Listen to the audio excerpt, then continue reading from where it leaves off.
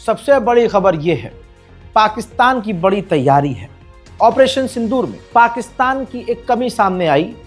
खुद उसको महसूस हुई कि सैटेलाइट इमेज के जरिए वो भारत पर लाइव नज़र जो रखने की कोशिश कर रहा था, एक्चुअल में वो लाइव अपडेट नहीं दे पा रहा था, लाइव नहीं देख पा रहा था, कुछ उसमें गैप होता था। कैसे बताऊं आपको, ये समझ लीजिए जैसे कि कभी कभी वीडियो स्लो चलती है, हम देखते हैं आवाज़ थोड़ी बाद में आती है या वीडियो पहले आता है ना, फ्लक्चुएशन होती है। यानी 1 मिनट पहले जो आदमी यहाँ था, यहाँ से यहाँ चला गया।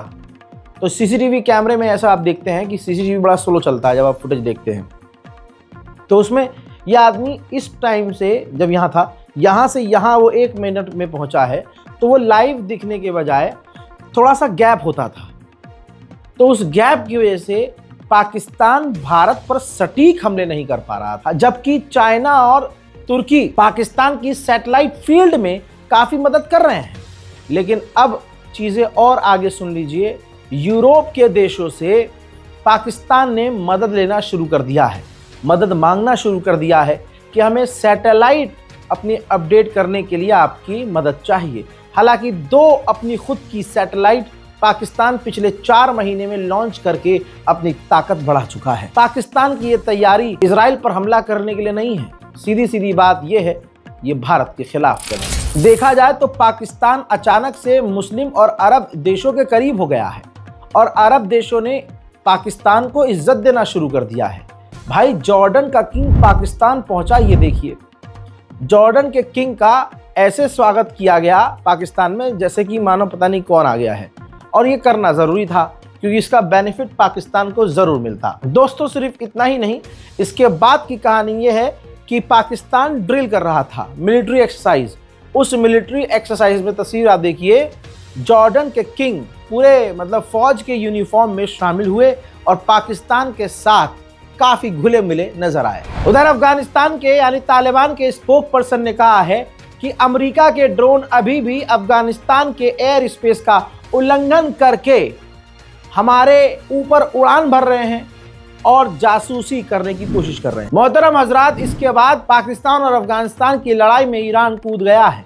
ईरानी विदेश मंत्री ने कन्फर्म किया है कि पाकिस्तान और अफगानिस्तान को मीडिएट अब हम करेंगे। این کنفرانس خودش نشانه دیگری هست در اینکه وزارت امور خارجه ابتکارات بین‌المللی رو در نظر داره، دنبال میکنه. ما در همین روزهای اخیر درگیر ایجاد ثبات و آرامش بین پاکستان و افغانستان هستیم. تماس‌های تلفنی که من برقرار کردم و امیدوار هستم به یک نتیجه‌ای برسه. یک جلسه منطقه‌ای इंशाअल्लाह तशकील ख्वाहिश शुदा हमी रबत। डोनाल्ड ट्रंप ने कोलंबिया और थाईलैंड का सीज फायर करवाया था, लेकिन कोलंबिया ने जो है बम जो प्लांट किए थे वो फटे। गोलीबारी कोलंबिया की तरफ से थाईलैंड पर हुई तो थाईलैंड ने सीज फायर को स्थगित कर दिया। अब अमेरिका की इज्जत इसमें गई तो अमेरिका ने दिल पे ले लिया और डोनाल्ड ट्रंप ने जो ट्रेड टॉक थाईलैंड से कर रहा था वो बंद कर दिया है।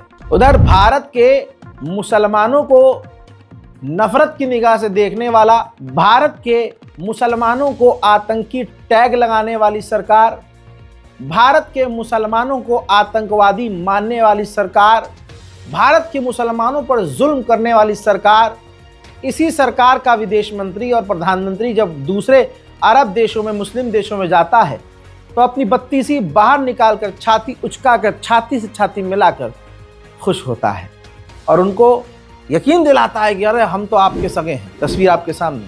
अब एक और मुल्ले देश पहुंचे हुए हैं जयशंकर और वहां उन्होंने तमाम राष्ट्रपति, प्रधानमंत्री, राजा, जितने भी ऑफिशियल्स हैं सबसे मुलाकात की है। कतर और भारत की ये दोस्ती आप देख सकते हैं ऑन स्क्रीन। लेकिन भारत के मुसलमान खुश ना हो। आपको कल भी गालियां बकी जा रही थी इस एक समाज के द्वारा और यही सरकार आपको कल भी परेशान कर रही थी और आज भी करेगी। अब नॉर्थ कोरिया से अमेरिका पंगा लेने की तैयारी में है।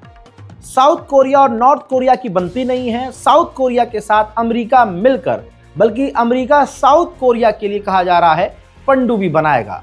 साउथ कोरिया ने कहा है कि ये अमेरिका का कदम नॉर्थ कोरिया की नींद उड़ा देगा। अब इसी के चलते हुए इसी मुद्दे पर चीन ने आपत्ति जताई है और खतरा बताया है।